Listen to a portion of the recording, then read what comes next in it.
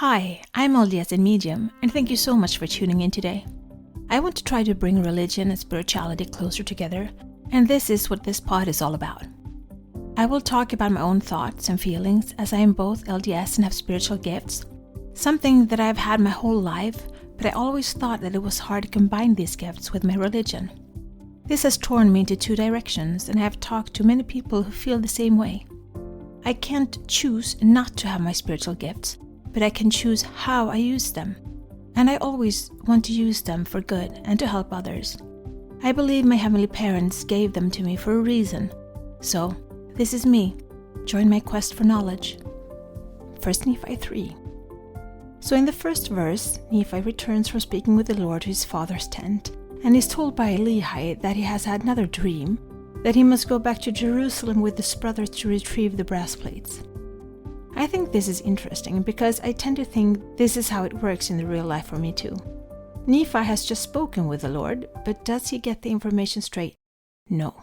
Even though he just got his own inspiration, he had to get that piece of information from his father that has received it in a dream. Why? Could it be that the information concerned more than just Nephi? And since the brethren were involved, the father of the children got the information regarding all of his children. But sometimes I get answers not straight to me, but through other people, even though I just prayed and maybe got inspiration on other things. I wonder if that is some universal law, or why it seems for me to be more complicated. But then again, we all know Laman and Lemuel and know how they felt about taking any sort of advice or having to do anything that their younger brother told them. So better it came from their father. Another thought is that could it be that there are two lords? That Nephi spoke to one lord, and then Lehi spoke to another lord in the dream? Could it be that one maybe spoke to Jesus and one with Heavenly Father? I don't know.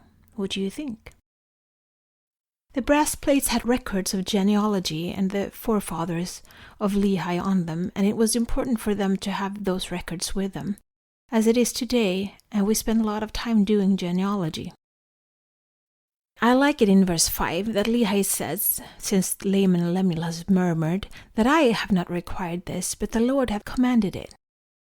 And if it wasn't like Lehi came up with this random idea, the Lord asked him to tell them to go do this because they needed the plates with them.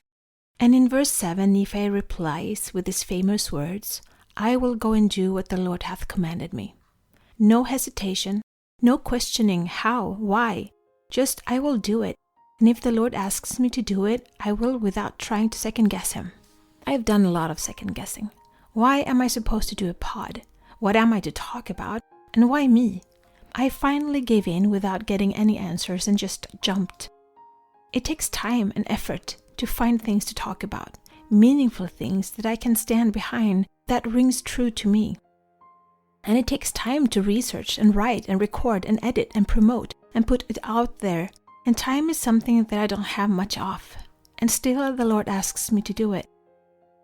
I still ask why in my mind, even though I do it, and thankfully I have help. But Nephi, he just did it, not even stopping to think, just dived right in and knew without a doubt that the Lord would provide him a way to do what was asked of him. I would love to have that faith. When my life was turned upside down, I would just have wanted to know that I would be caught somehow. And I was caught. I just didn't have the faith, that unwavering faith. But I'm taking small steps at a time now. In verse 15, Nephi is still strong in his faith when his brethren wants to give up. We will not go down unto our father in the wilderness until we have accomplished the things which the Lord hath commanded us.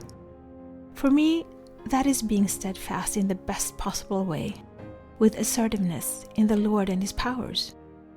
And the importance of the records is further talked about in verse 19, to keep the language for the sake of our children and the words of the prophets.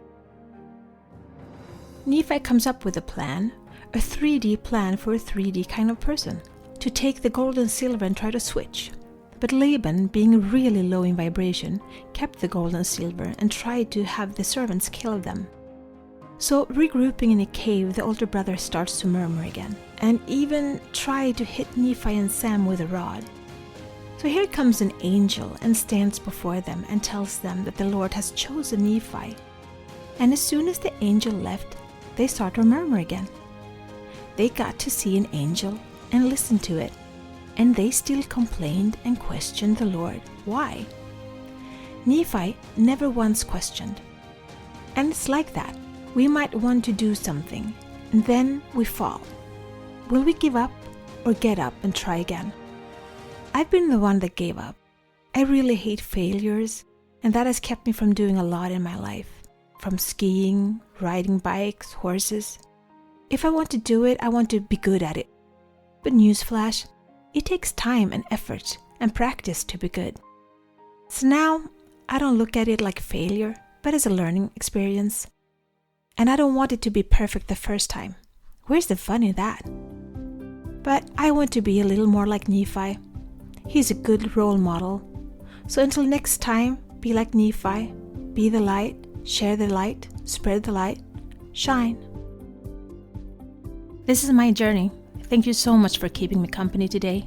Please download, like, share, and subscribe, and help spread the light and spread the word to expand our community. Let's bring more love, peace, and unity to this world. Take care of yourself and your loved ones. Always be grateful, kind, and loving. Be brave and remember to step out of your comfort zone and smile.